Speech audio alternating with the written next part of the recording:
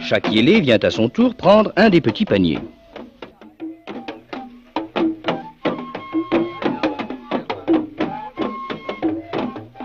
Deux masques s'avancent. Wonpene, notre masque rouge, que précède Kokoroba d'Allah, la demoiselle de Kokoroba, un masque de fibre noire.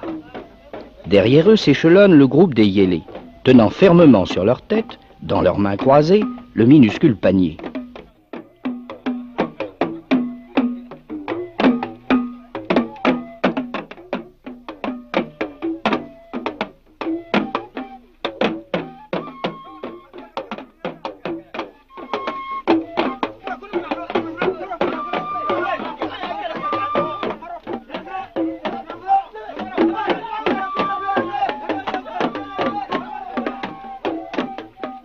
Guidés par les masques, les yélés parviennent au village.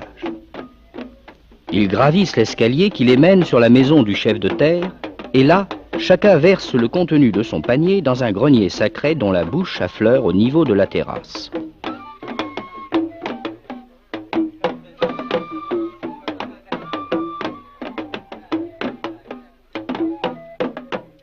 Un nouveau voyage permettra de recueillir le reste du grain.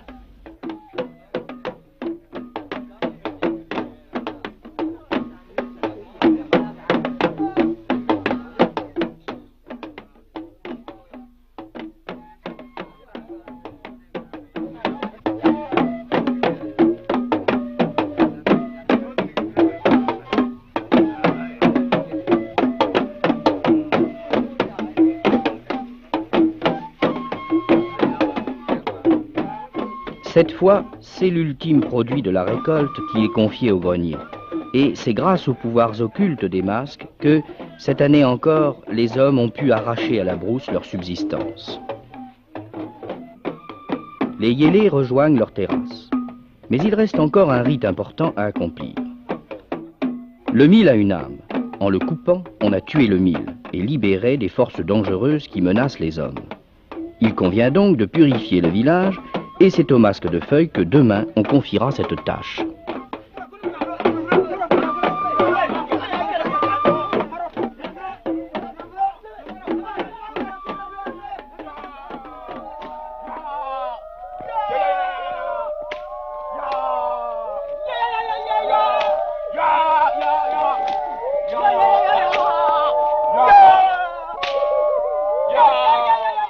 Tous les groupes sont là, jusqu'aux plus jeunes que leurs aînés tentent d'effrayer.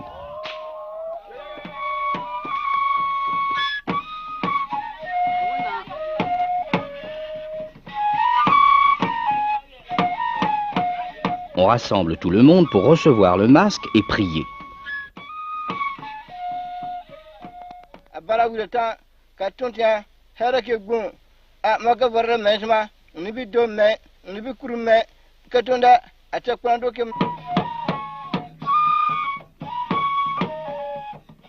On s'élance derrière le masque. Le prêtre lui a dit « Monte à l'ouest, monte avec tout le mal qui est sur le village. » Et le masque, suivi de la foule, parcourt les ruelles, frappe les murs, touche les greniers pour se charger de toutes les forces nocives et de tout le mal accumulé durant l'année écoulée. Puis le masque est conduit à l'ouest, dans un lieu où nous ne pouvons aller. Pendant ce temps, d'autres masques sortent. C'est d'abord Guaramagon, qui se rend sous le fromager sacré. Ensuite viennent le puissant Boro et Borodala, sa fille. Ce sont des masques de fibres qui vont, tout au long de l'année nouvelle, protéger le village.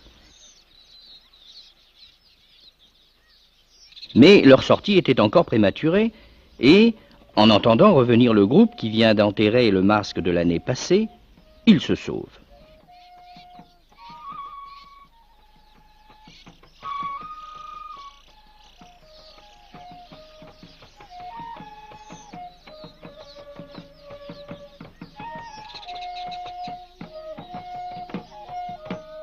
Mais il est temps pour nous de quitter les falaises et de regagner la plaine où d'autres fêtes nous attendent.